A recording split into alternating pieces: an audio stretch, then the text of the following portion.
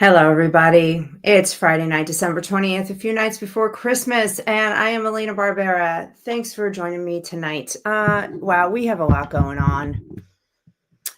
What you see on the screen is the Magdeburg Christmas market. How beautiful is that photo?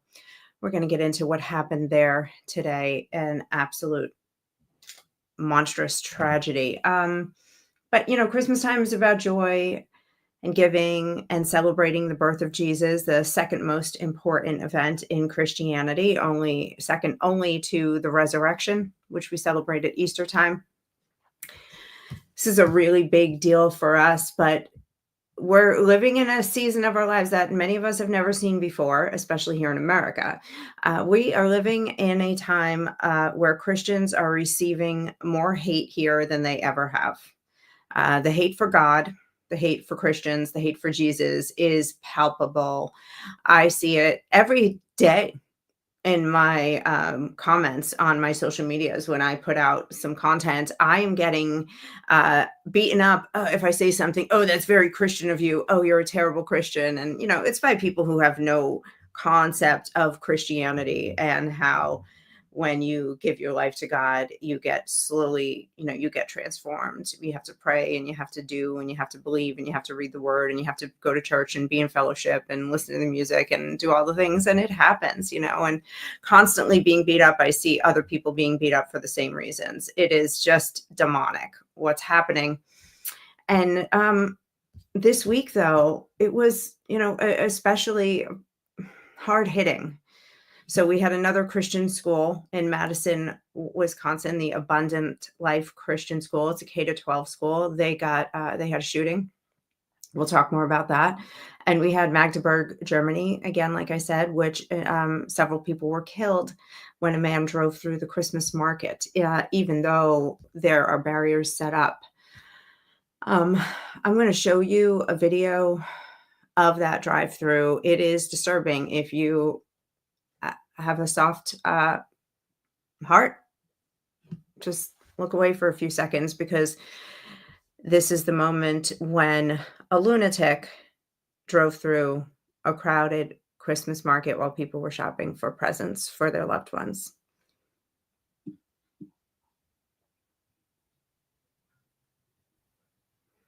I'll play it again. If you look at the bottom right of the screen, you'll be able to see the car start. It happens very quickly. Mows down dozens and dozens of people. Drove about 1,200 feet before the car came to a stop. But there have been reports. I saw some reports that said 11 people were dead. I saw reports that said 2 people were dead. But there are at a minimum, no matter what, there are a great many who are severely injured with life-threatening injuries. I assume that means terrible head injuries. I assume that means amputations, back injuries, paralysis. It'll take a little while before we get all the news out about how incredibly disturbing this is. So this was the man driving this car, rented the car today just to do this. He's a 50-year-old doctor from Saudi Arabia who has permanent residence in Germany, just a few miles outside of Magdeburg. Excuse me if I can't say it very well. I have to be honest, I haven't heard of Magdeburg today. And now that I see that scene of this beautiful Christmas market, look at that again. I would love more than anything to go there. I've heard of a lot of people. We're going to hear that this is an international tragedy because people come from all over the world to go to German Christmas markets to shop and enjoy the absolute beauty and splendor of these markets. So this is going to be tough, but literally 2 minutes before I started and I went live, a new fact about this came out. And this is where we are in America with our illegal immigration and granting asylum to every Tom, Dick, and Harry from around the country and doing whatever. Everybody can come and stay. This is why all of these people were injured or killed today in Germany. Listen to this. According to reports from the UAE, the United Arab Emirates, and Saudi Arabian ex-users, the perpetrator of the Christmas market attack is a fugitive, not immigrant, a fugitive from Saudi Arabia. The German government refused to extradite him despite requests from the Saudi government citing human rights concerns. Here's what we know. Reports suggest that the perpetrator of the Germany attack is a well-known fugitive trader named Talib al-Abdul Mohsen. He fled from Saudi Arabia, where he is a wanted individual, and was granted asylum and citizenship by Germany, which refused to extradite him to Riyadh under the pretext of human rights and freedom of expression. Human rights. What about the rights of all the people he hurt today? What about their right to a freedom of expression?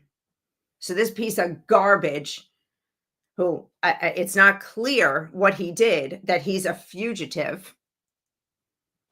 He got to live nicely in Germany for 18 years and develop a good, solid hate for the German government and the German people, and do this.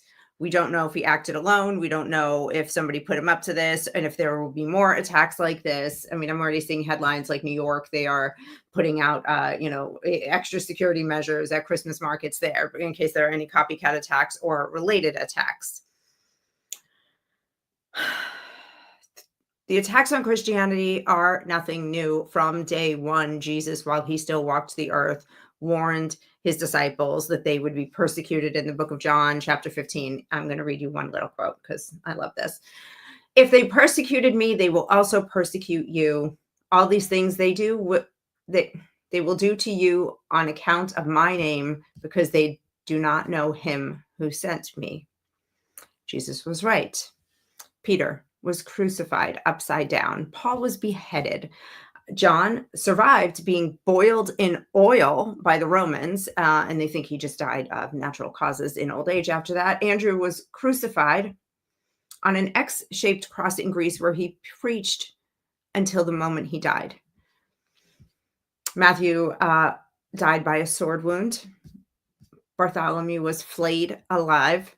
Thomas was impaled. Mark was dragged through the streets by horses. Luke was hanged, which is merciful compared to the way his brothers in Christ died.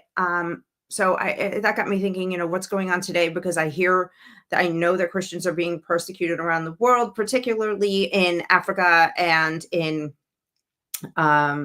Asia. According to an organization called Open Doors, they have their 2024 World Watch List. This is mind-blowing what I'm about to tell you. On average, more than 13 Christians are killed every single day for their faith. That's about 5,000 Christians in modern day. Like right now, 5,000 Christians a year are being killed just because they believe in Jesus. What? Now we're seeing it in what is supposed to be first world nations. This is what happens when you take the third world and you bring it home. Did we not learn this? What was that? God, somebody in the comments, if you're here, tell me, what was the name? Who was that little girl whose parents, I want to say Utah or something, parents saw a homeless man and they were like, oh yes, come and work and we'll pay you and come and work in our house. And yes, I have a beautiful young daughter and a bunch of children here. And he kidnapped her and made him one of his wives, and she had to live in a tent. God, this girl is like her name is on the tip of my tongue. She's extremely famous. We should have learned from that. You don't bring strangers into your home. This country is our home. Everybody who is here illegally has to go home. At this point, I'm like, if you've got a visa, you've got green papers, I don't care. Get out. Get everybody. Party is over. Pull the plug on the DJ. It's got to end. I've had about enough of this. How much more do we have to deal with foreigners? We have enough problems of our own. Let's go back to Madison, Wisconsin from Monday. 15-year-old girl who obviously had all kinds of screws loose went and shot up her own school. She killed a 42-year-old substitute teacher and a 14-year-old little girl, a classmate. So this kid, what's her name? I'm thinking of No, Rupnow. Now, her name was Natalie Rupnow, because I say was because she also shot herself at the end of this. She started at the school something like, just or September. She hasn't even been there that long. She hasn't had enough time, obviously, for the word of God to sink into her heart and change her, for her to do something like this. There are other students there who now have life-threatening injuries or in the hospital, never mind the trauma and all the stuff. Now, again, the left is going on about this as a gun problem. This isn't a gun problem. This is a people problem. What are we doing to our children? Like, what is it with young people bugging out and killing people? Look at Luigi Mangione. And then there's young people that are applauding him. The Democrats are applauding this man and saying he did good. He made a change by killing that United Health CEO. No, maybe you should have taken a closer look at Obamacare before you pushed it through. Our healthcare is garbage in this country. Yeah, we're angry too, Luigi, but you can't go killing people. Supposedly he was some kind of a genius. Why didn't you go to law school, run for Congress, make changes in this world instead of doing this? They're all losing their minds because they're all loaded up with SSRIs and garbage food and hormones and whatever else, and sick therapy and socio-emotional learning at school, where everything is about social justice and sticking it to the man.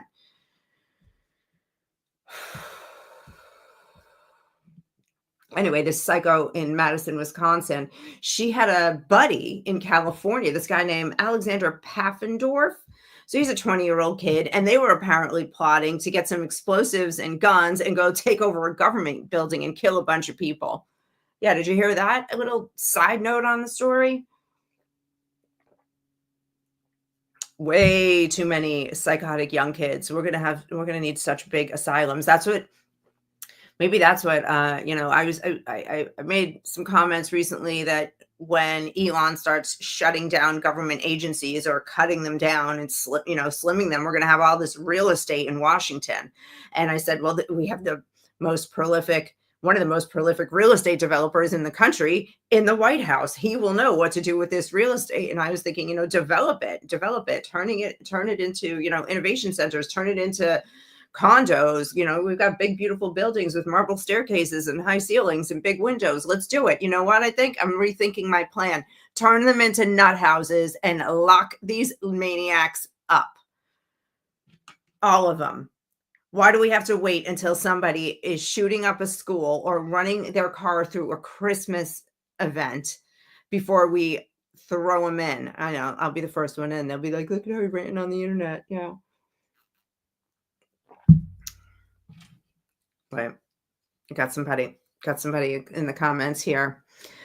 NBC tried to interview me about her yesterday, and they wanted to know how I knew she was a trans. And then when I told them how I knew, they didn't want to interview me anymore. Well, there's something up with that girl, because she changed her name. So her name is Natalie, and she went by Samantha. I haven't heard a lot about the trans thing with her, but there's something going on there, and she probably is loaded up with hormones or something. Damon says we need to cut the head off of the snake of pure evil. The only thing necessary for the triumph of evil is for good men to do nothing. And that is exactly why cancel culture existed. They started with political correctness about 20 years ago. Remember that? And then we got cancel culture because it backed people up, and everybody was afraid to say anything, and it got good men doing nothing. I'm not doing nothing. I'm sick of it. And I know that everybody that's here listening tonight is sick of it too. And I see some friends in here in these comments that are actually out there doing things. Damon ran for Congress. Eddie started a podcast network. I got Seth in here, I think. Yep, he's in here with his podcast all the time. The Conservative Corner. Man, I don't even know. We remember 2023? We had the Covenant School shooting, more Christian hate. When you are constantly saying things like white Christian nationalists are bad, evangelists are bad. Evangelism is spreading the gospel. If you meet an evangelist that you don't like, maybe he's not following the gospel well enough and he needs to do some more studying. But evangelism is a good thing. But they're all white Christian nationalists. They're creating hate for people like me. You see this cross I wear around my neck? I don't want to die for it, but I will if I have to, because I know where I'm going when I do. It's just crazy. Well, but here's I'm going to brighten up for a second, because there is a little bit of bright news coming out of Missouri with regard to illegal aliens. Because that's all tied in when you think about Germany and holding fugitives as guests. We're holding illegals who broke the law, giving them, just registering them as, valid asylum seekers so that we can put them on the welfare system, abusing the system completely. We all know what this is about. Votes. I don't know if you guys are familiar with Jocko Booyens. I'm going to go on a tangent here. Jocko Booyens is Booyens Ministries. He is one of the very excuse me, I'm not popular, but he's 30 years he's been fighting sex trafficking. Okay, he knows everything about this, and he talks about how when the reason they don't try to save children from sex trafficking in this world of illegal immigration is because sex trafficked children who are abused, they don't care about politics. They're just trying to survive. They're so traumatized, they can't see straight. So you've got kids who you think they got when they can't even function in a job because they're so screwed up. You think they're going to care about the First Amendment? You think they're going to care about the Second? You think they're going to care about what taxes happen? No, they don't care. And that's part of this illegal immigration. It's not just getting bodies in to vote for Democrats so they can get free stuff. It's about destroying the psyche of this nation so that we don't care. So we are so broken and destroyed. And that is something that God saves us from. And that's why they hate God. They're coming at us from every possible angle. It's unbelievable. So anyway, back to the good news. And I'm mad tonight. Oh, hi, Lorraine. Lorraine is here. Happy Friday. I thought you were at a party.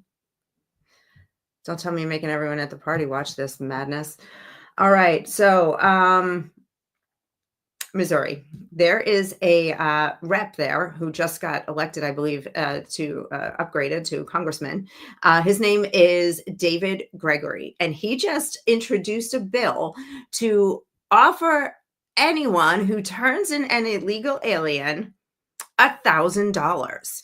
So basically, it's called the Missouri Illegal Alien Certified Bounty Hunter Program. And this is what he wants to establish in the state so that people can start rounding them up and turning them into ice for $1,000 a pop. I mean, that is cheap. That's nothing for the state compared to what this is costing the state when you think about the tax on the people for housing and food and transportation and the schooling and the health care and all the legal costs, the crime, what it's putting, the strain it's putting on police departments and the court system to have these people here. $1,000, it's pennies on the dollar. So here's what it is.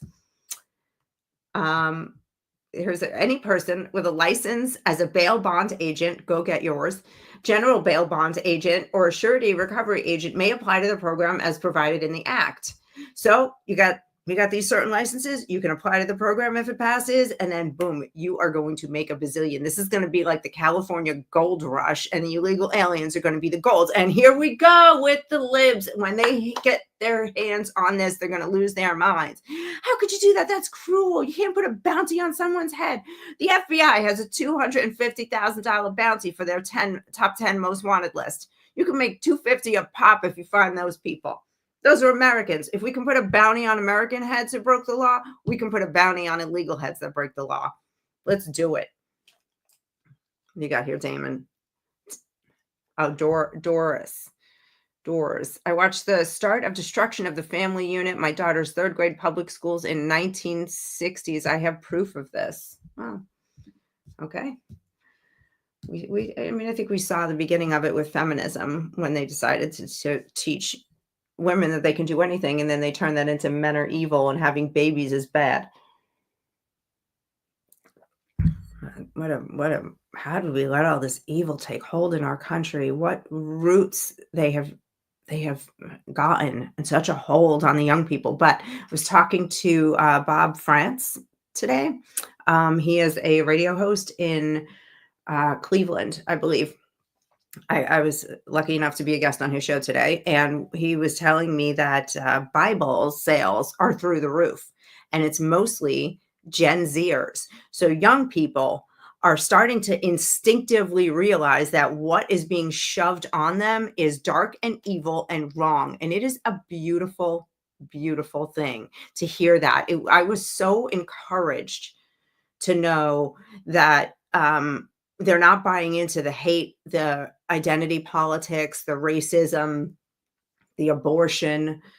You know, I talked to my son, he's 21, and he's like, he can't believe the way these girls fight and cry so that they could have the right to kill their own children.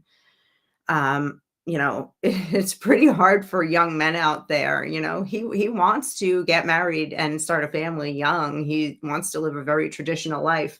And, uh, I'm not against that for him. But he said, finding girls that aren't completely obsessed with wokeism is, like a needle in a haystack. It's harder than ever to find a lifelong mate for these young people. And girls, they just want a boy that, has no cojones whatsoever, that it'll just roll over and buy them stuff and shut up. It's really boring. All right, let's go on. Let's move on. I'm keeping it quick tonight because I have baking and wrapping and all kinds of Christmasing to do. I didn't even order my seafood yet for Christmas Eve. Oh, I want to know, what do you do for Christmas Eve? So I'm Italian. I was raised Catholic. I roll with the Southern Baptist now, but I'm still culturally in many ways Catholic. And we, on Christmas Eve, we have the Feast of the Seven Fishes, which is, you have to have 7 different kinds of seafood. And it's about fasting from meat and dairy for Christmas Eve in waiting for the birth of Christ. We don't really do that because we have like this big antipasto out, for the appetizers with like every kind of meat and cheese you could think of. So we kind of failed, but whatever. Anyway, you got to do the 7 fishes. And the number 7 has significance in our religion. And, the 7 deadly sins, the 7 days of creation, the 7 sacraments in the Catholic Church.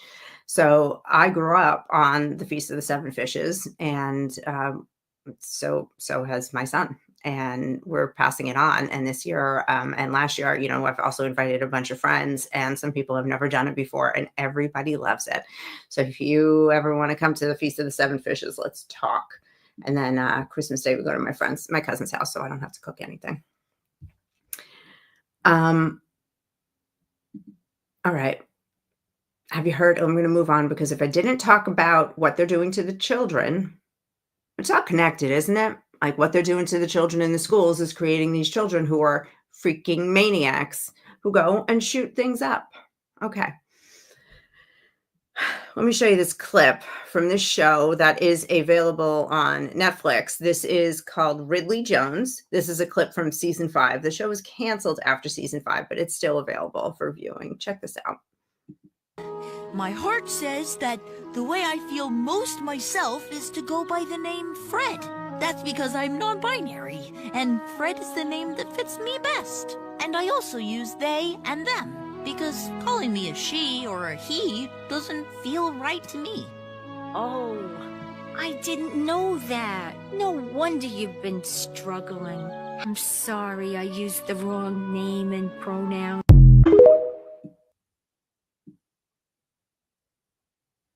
That crazy little cow is struggling because somebody's putting dark thoughts in his little head or her little head. I'm Fred now.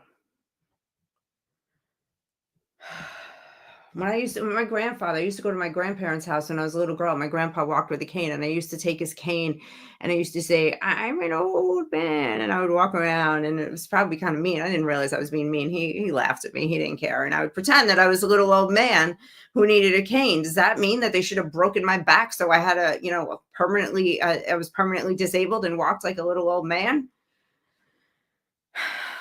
I can't tell you how many gay people I talk to who say I was men who say I was an effeminate little boy, or girls who say I was more boyish than most boys. And if this were going on today, that they would have cut off my body parts. So this is what they're doing to our kids. And last night, and I've been attacked about this kind of thing from the lunatics who think that this is a good thing, that it's a good thing to give children the options that they now have.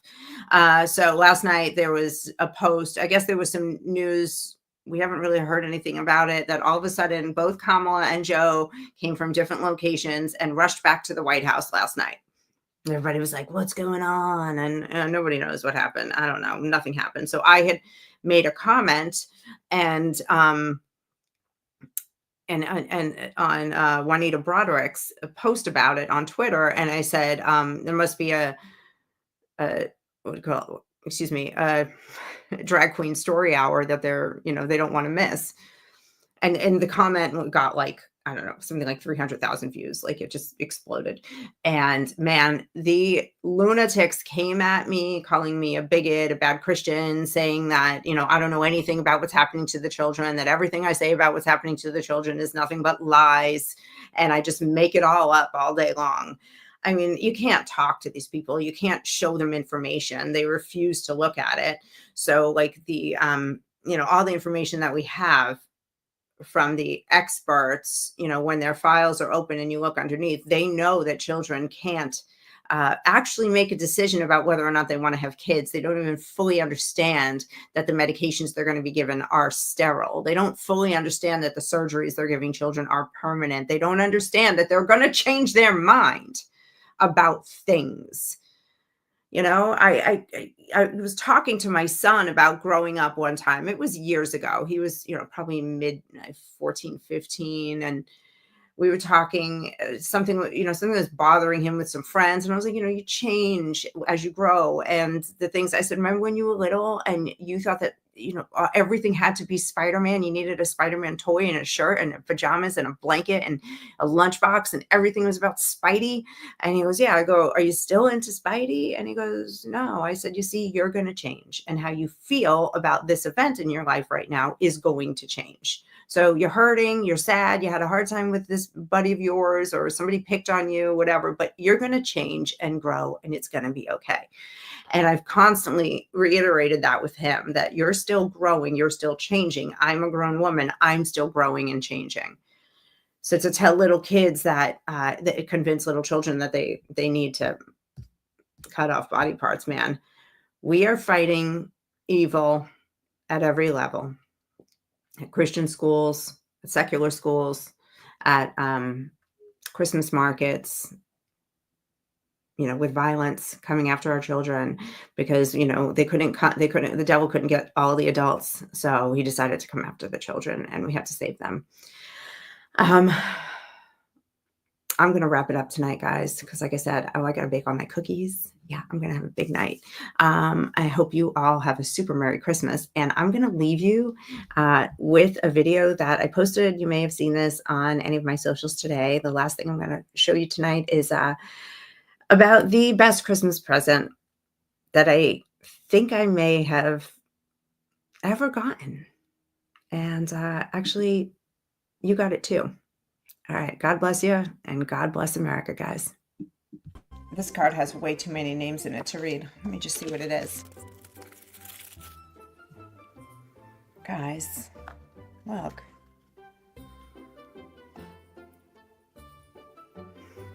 I don't know about you, but this is probably the best Christmas gift I've ever gotten. And it's something we all got. Thank you to all 74 million of you who gave America this gift this Christmas. Merry Christmas to all of you.